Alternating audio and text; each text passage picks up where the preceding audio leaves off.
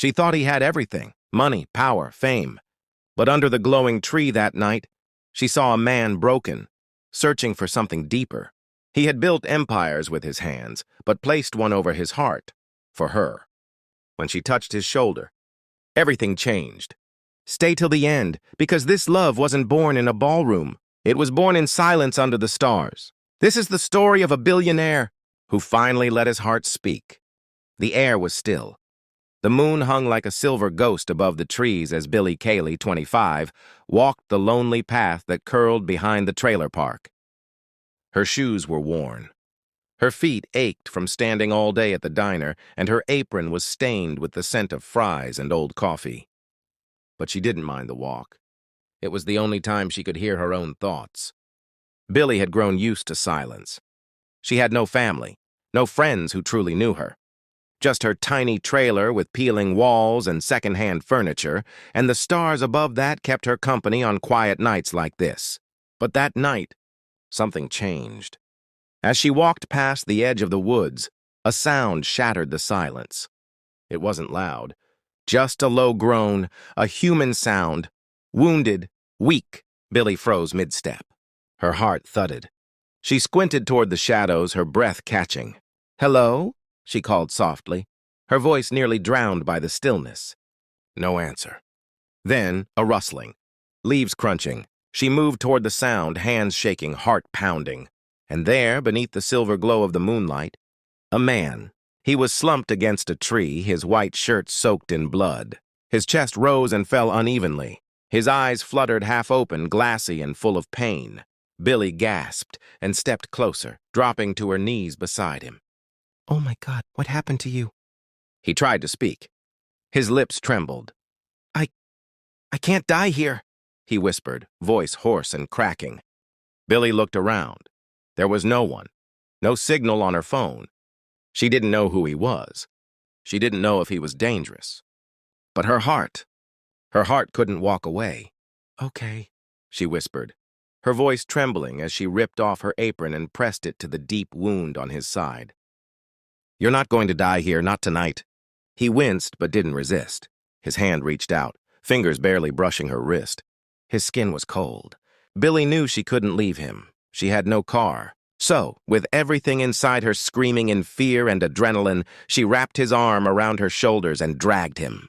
Step by step, breath by breath, back through the trees, past the rusted fence, to her trailer. It took everything she had.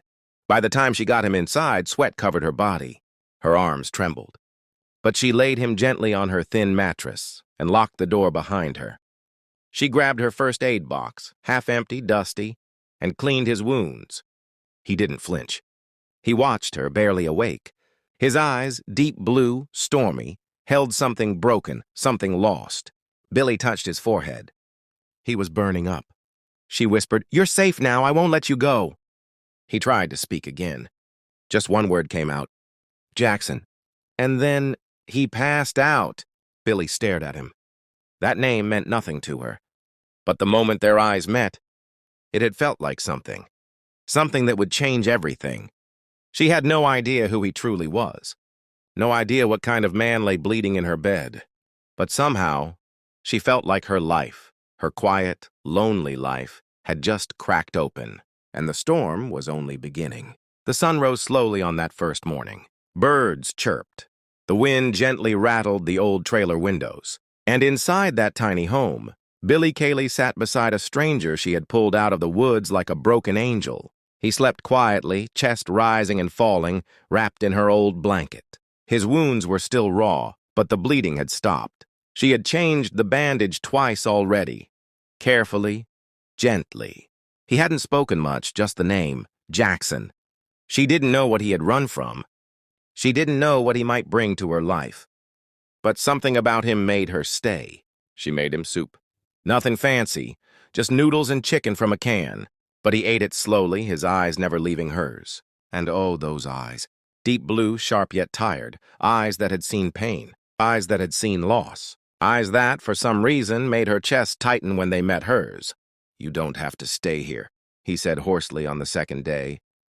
"I want to," Billie replied, avoiding his gaze as she cleaned a scratch on his arm. His voice was calm, low, and safe. Not like the men she'd grown up around. Not like the boys who once made fun of her trailer or her quiet nature. He was different. Jackson didn't ask for anything. Not even her name at first. He only ever looked at her, really looked at her, like she was something important. On the third night, she sat beside him on the edge of the mattress. The lamp in the corner glowed softly, casting warm light across the room. The TV was off. Her phone was dead. But the silence between them was alive. She handed him a glass of water, and as she turned to leave, his hand reached out. Not to grab, not to stop, just to touch. Their fingers met. His hand was warm now. "You saved me," he whispered, voice like velvet against the quiet. Billy's breath caught in her throat. I didn't think, I just acted." He tilted his head, eyes searching hers. "But why? You don't even know me." She swallowed. Her hands trembled slightly. "I didn't need to know you," she said. "You needed help." Their fingers remained touching. She should have let go, but she didn't. Because somehow, in 3 days, this man, this broken, bleeding man, had made her feel seen in a way no one else ever had. She didn't know what to call the feeling in her chest. It wasn't just kindness. It wasn't just fear. It was something softer, deeper. Hope. Jackson leaned back slowly, his eyes still locked with hers. "I was betrayed," he said, the words slow and bitter. "People I trusted tried to end me." Billy didn't press for more. She saw the shadows behind his eyes. She knew pain when she saw it. She knew how it liked to live in silence. So she simply nodded. "You're safe now," she whispered. And for the first time since he'd arrived, a small smile touched his lips. Not big, not proud, but real. That night, as he fell asleep again, Billy sat beside him, watching his chest rise and fall. She didn't understand what was happening. She just knew she didn't want him to leave. And when he opened his eyes in the dark for a moment and looked at her, she saw it. A secret, a weight, a life he wasn't ready to share. But beneath it all, she saw something else. Gratitude, peace, and something close to love. The 5th night fell quietly. Outside, the trees stood still. Inside the trailer, a warm silence filled the small space. No TV, no music.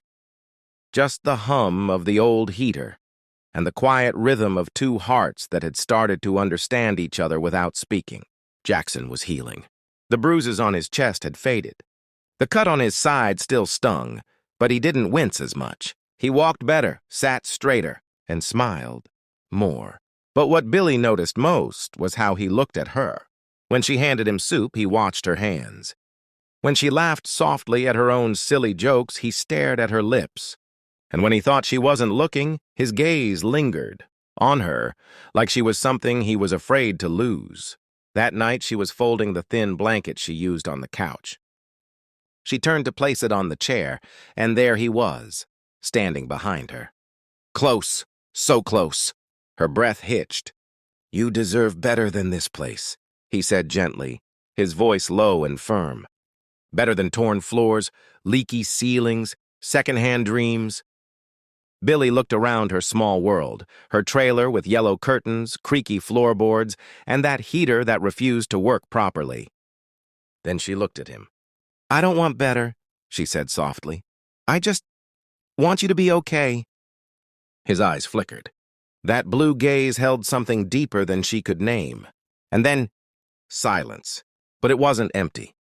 It was full. With the weight of unspoken truths. With the tension of hearts that had waited 5 long nights to stop pretending. Then he stepped forward.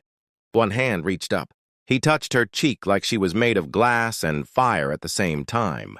Delicate but dangerous to lose. He leaned in and kissed her. It was slow, soft, careful, like he had waited his whole life for that one moment, and he didn't want to rush it. Billy didn't pull away. She didn't tremble.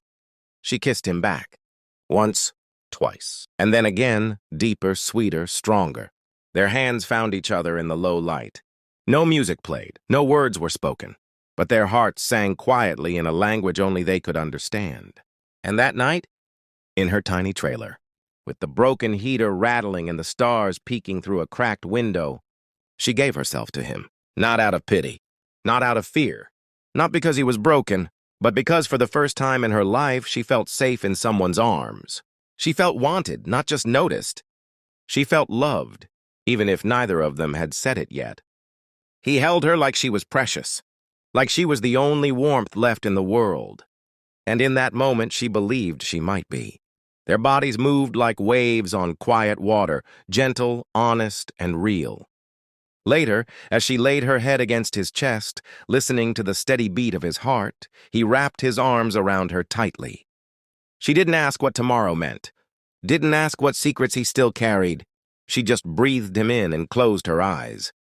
And as sleep took her, wrapped in his warmth, one final thought echoed in her heart. Something had changed. Forever. The first thing Billy felt when her eyes opened was coldness. Not the kind from the broken heater, but the kind that came from absence. Her hand reached across the bed, but it meant nothing. No warmth. No chest to rest against. No soft breath beside her ear. Just a dent in the pillow and a blanket tossed to the side. He was gone. She sat up slowly, her heart pounding. Maybe he was in the kitchen? "Jackson!" she called out, voice hopeful, trembling. Silence. She checked the tiny hallway. The front door was locked from the inside. His makeshift bed, the couch where he used to rest, was empty. No note, no sign of a goodbye. Not even his bandages. Her heart dropped. She stepped outside, barefoot, onto the small porch. The morning air hit her face like a slap. The sun was rising, painting the trees gold. But she felt nothing, because he was gone. She sat on the step, hugging her knees to her chest. Her body still ached from the night they had shared. Her lips still felt the memory of his kiss. Her skin still carried the weight of his touch. But the man she had held all night, gone like a ghost. Hours passed. Then days.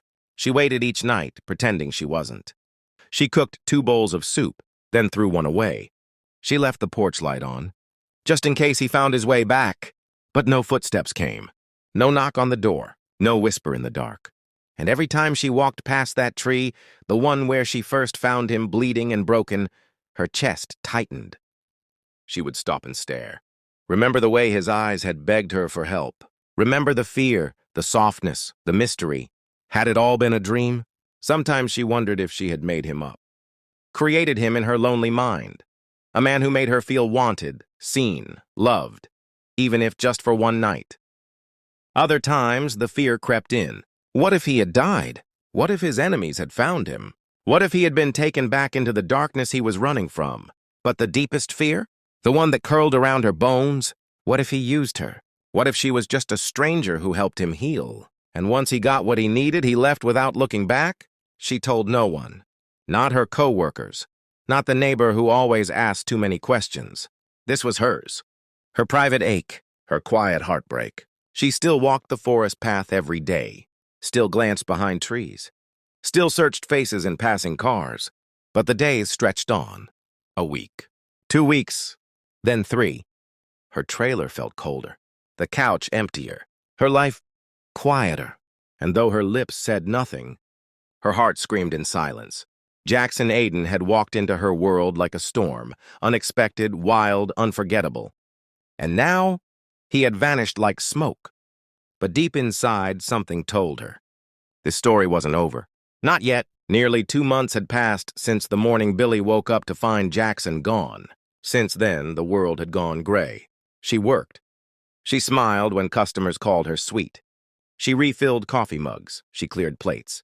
But inside, she was numb. Every time a man walked into the diner, she turned her head, hoping, praying. But none of them had eyes like his. None of them had held her like she was something precious. And slowly, she convinced herself it was over.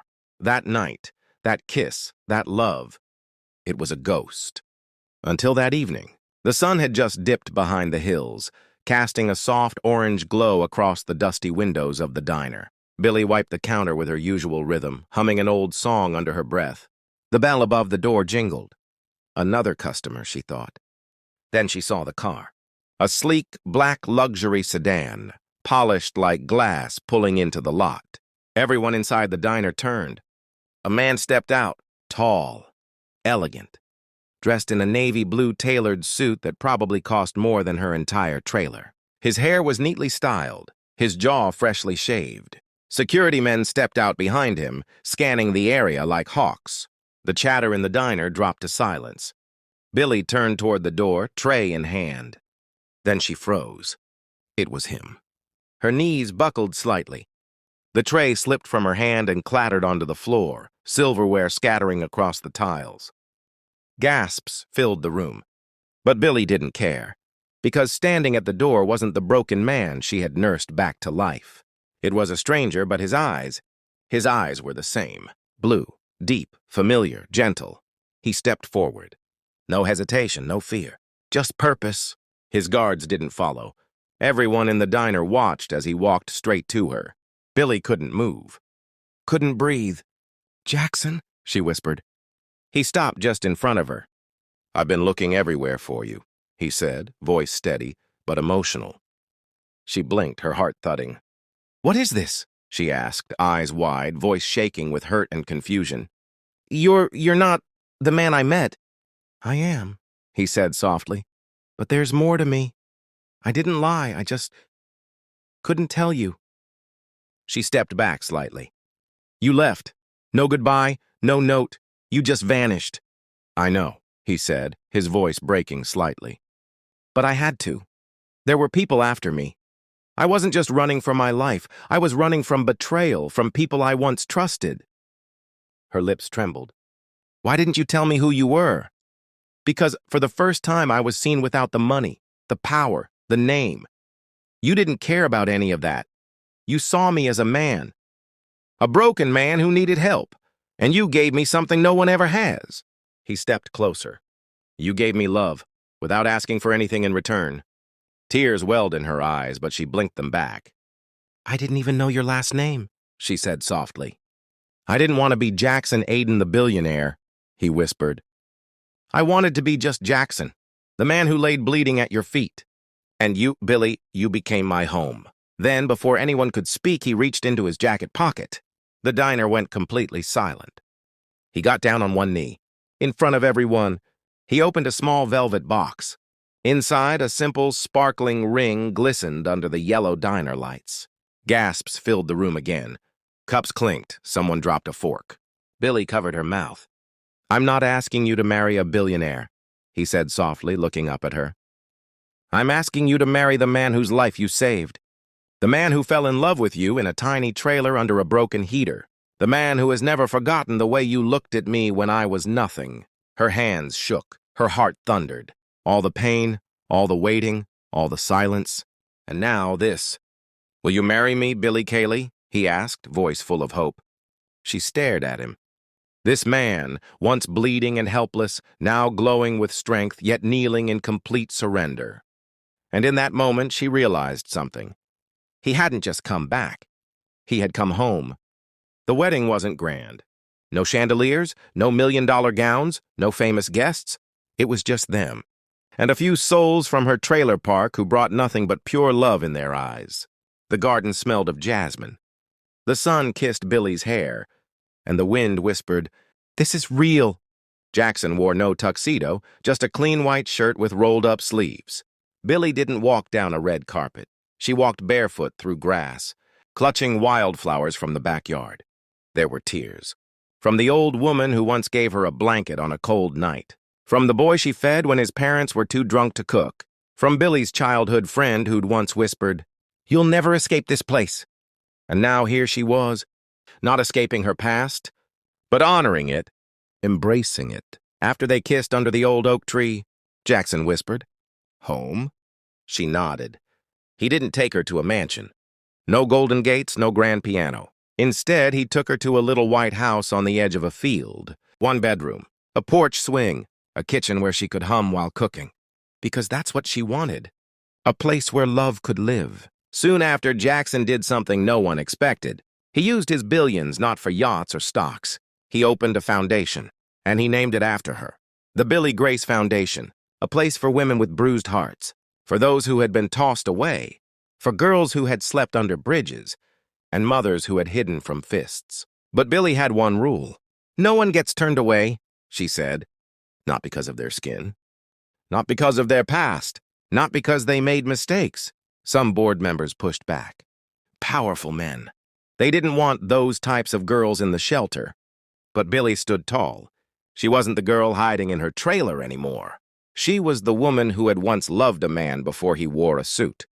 Before the world bowed to his money, she stood before those rich men and said, "Love saved him. It can save others too." One by one, those men lowered their eyes. Because there's a power that money can't fight. Pure love. Years passed. Children were born. Laughter echoed from the little white house. But more importantly, hope echoed from the shelter. Billy often visited. She hugged every woman like a sister. She listened to every story like it mattered. Because it did. One day, a little girl in torn clothes asked her, "Are you a queen?" Billy smiled and said, "No, sweetheart, I'm just a girl who got lucky with love." Reporters still tried to find the headline. How did a billionaire fall for a trailer park girl? Why her? What did she have? And every time Jackson would answer with a soft smile, pointing toward Billy across the room, her eyes glowing, her hands wrapped around a child, her soul brighter than gold. He'd say, "She gave me love when I had nothing. That love saved me, that love changed me, and that love changed the world."